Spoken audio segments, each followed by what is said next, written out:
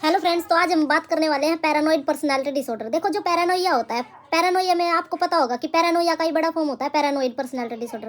Paranoia में क्या होता है कि एक जो पर्टिकुलर पर्सन है उसको दूसरों के ऊपर ना मिसट्रस्ट होता है और उसको ऐसा लगता है कि लोग मेरे प्रति जो है ना षड्यंत्र रच रहे हैं, तो ऐसा कुछ होता है। लेकिन जो पैरानोइड होता है इस पर्सनालिटी डिसऑर्डर का, ये मान लिया जाए कि वहाँ पे एक पर्टिकुलर पर्सन 10% ये मिसट्रस्ट करता है, तो यहाँ पे 90% मिसट्रस्ट करता है वो, ठीक है।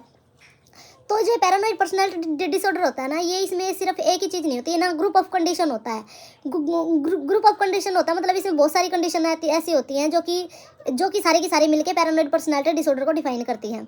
जैसे कि इनका जो है ना कॉम्बैटिव और डिस्ट्रसफुल नेचर होता है। कॉम्बैटिव का मतलब होता है ये ना दूसरों के साथ झगड़ालू प्रवृत्ति के होते हैं, और है ना डिस्ट्रसफुल नेचर होता है। और इसके कारण ही जैसे मतलब हर चीज़ पे है ना छोटी छोटी बात पे दूसरों के साथ झगड़ा करेंगे और दूसरे पे भी विश्वास नहीं करेंगे, और ऐसा लगेगा कि जो सामने वाला पर्सन है ना वो हमको हार्म करना चाहता है, मुझे मारना चाहता है। तो इसके कारण वो जो सामने वाले जो इनकी जो सोशल इंटरेक्शन होता है ना लाइफ में, तो जो दूसरे बंदे होते हैं वो उनके दुश्मन बन जाते हैं, ठीक है। और इसका जो डायग्नोस्टिक क्राइटेरिया उसके बारे में भी थोड़ी बात कर लेते हैं। जो हमारा DSM-4 TR है उसके अकॉर्डिंग इसके बारे में हम बात करेंगे। 4-5 चीज़ें याद रखना है। एक तो डिसीविंग, इनको लगता है कि जो लोग हैं वो उनको धोखा दे रहे हैं, डिसीव कर रहे हैं, एक्सप्लॉइट कर रहे हैं, और मुझे ना पेशेंट को वो हार्म करना चाहते हैं। और उसके अलावा उनको लगता है कि इस धरती पे कोई भी इंसान ट्रस्ट के लायक नहीं है, सारे के सारे ट्रस्ट वर्दी नहीं है। और दूसरी बात ये होता है कि ये ना वो ना किसी से बात नहीं, अपनी सिंपल बातें भी है ना शेयर करना नहीं चाहते। उनको ऐसा लगता है कि अगर मैं छोटी सी बात इनको बता दूंगा तो इन इन्फॉर्मेशन का यूज़ वो ना मुझे हार्म करने के लिए करेंगे। जैसे मान लिया जाए कि आपने कोई सिंपल भी बात बता दी, तो उनको लगता है कि अगर जो ये सिंपल बात है इसका भी वो गलत मीनिंग निकाल के सामने वाले बंदे बाद में मेरे पीछे से मेरे बारे में ऐसी बातें करेंगे, नेगेटिव बातें करेंगे, तो ऐसा लगता है, ठीक है। तो ये जो अपनी पर्सनल इन्फॉर्मेशन है ना, इवन सिंपल इन्फॉर्मेशन भी दूसरों के साथ शेयर नहीं करना चाहते। वो ना रिलक्टेंट शो करते हैं, अनिच्छा जाहिर करते हैं अपनी बातों दूसरों के साथ शेयर करने में।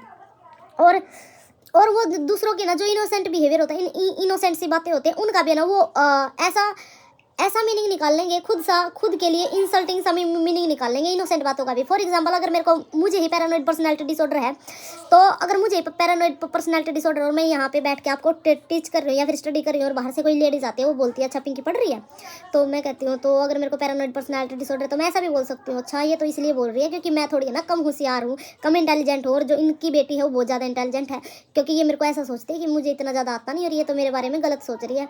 तो मतलब ऐसा ना गलत सा मीनिंग निकाल लेंगे, खुद के लिए इंसल्टेड मीनिंग निकाल लेंगे, और फिर वो धीरे धीरे जो इंसल्ट होती है ना वो सामने वाले को नहीं बताते, अपने ही दिमाग में उस इंसल्टेड मीनिंग के कारण वो दूसरों को ना अपना दुश्मन मानने लग जाते हैं। जैसे वो लेडीज आके बोला था कि हाँ पिंकी तो पढ़ रही है, तो उसने गलत मीनिंग इंटरप्रेट किया, और फिर ये हॉस्टिलिटी है ना लॉन्ग लास्टिंग होती है, काफ़ी लंबे समय तक चलती रहती है ये हॉस्टिलिटी, और अपने उनके दिमाग में ही, और धीरे धीरे वो हॉस्टिलिटी बड़ी होती जाती है, मतलब दुश्मनी का जो रूप होता है वो बड़ा होता जाता है।